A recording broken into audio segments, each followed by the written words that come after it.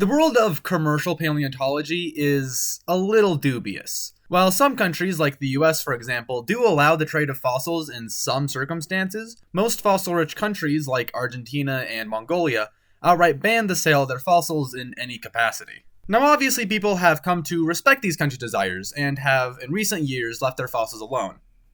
No, I'm kidding, of course. Yeah, everybody and their dog wants a piece, and a flourishing culture of illegal dinosaur dealers has sprung up because of it. Probably the biggest name in this market would be Eric Procopi, a Florida man who woke up one day and decided, you know what?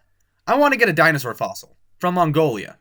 And then he just did. Apparently it's a lot easier than I thought it was, because this man just teamed up with some local Mongolian guy, and the two of them single-handedly pulled a 20-foot, nearly complete Tyrannosaurus skeleton out of the ground, like it was nothing. Anyway, since that was apparently so easy for them, the real hard part came when they had to justify mailing a giant dinosaur skeleton out of a country that would rather you just leave its dinosaurs where they were, and into the United States. So how did that go? Yes, I would like to mail something, please. Yeah, right, what is it? It's a reptile? Oh, okay. Like a lizard? Yeah, like a lizard. Alright. What kind of lizard is it? Big one. Alright, sounds good to me. Just put it right over there, alright? So yeah, no, apparently that wasn't too hard either. Regardless, he got it back to the US, and now all he had to do was sell it. Super easy, right? Well, apparently not, because instead of going to some underground James Bond looking criminal auction, he just went to a regular civilian one. And I don't really know why, because the person he ended up selling it to was also directly involved in the illegal sale of Mongolian dinosaurs. So I feel like if the two of them really put their heads together, they could have found a more covert way to make this transaction, but I digress. The point is, as you might expect, selling a giant dinosaur skeleton at a regular auction is sure to raise at least a few eyebrows.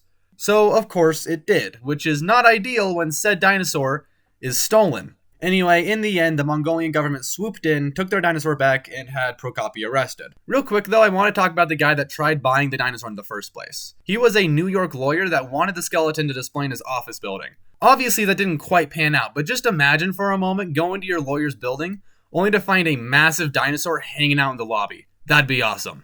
Anyway, like I said, while this may have been Procopi's last venture in the lucrative trade of illegal fossils, it was far from his first, and it is believed that he had previously sold a Tyrannosaurus skull to Nicolas Cage of all people, who outbid Leonardo DiCaprio for that very skull, which I gotta say, was not a detail I was expecting to find while researching this. Another story that I thought was worth mentioning has a group of Texan college students going on a field trip to a quarry, before being arrested for illegally excavating fossils on their way out. Now the funny thing is that they claimed that they didn't realize they were committing any crime and were just taking them as a souvenir. And maybe I'd be willing to accept this as a possibility if it wasn't for the fact that they had over 60 pounds of dinosaur on them.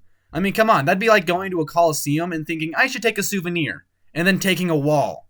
Plus, I mean, from what I can tell, they really were just going on a field trip at first, so I feel like 60 pounds is pretty impressive for an impromptu geographic dig, you know? Anyway, that's basically all I have for you guys today, but before you go, I wanted to start doing something where, at the end of a video, I give a shout out to a smart creator. Today I figured I'd start out with a musician called Evan Diem. Specifically, I'd like to recommend his song Skeleton, and not only because it's so appropriate given today's topic. Anyway, you should listen to it, it's really good, and until next time, don't die. See you later.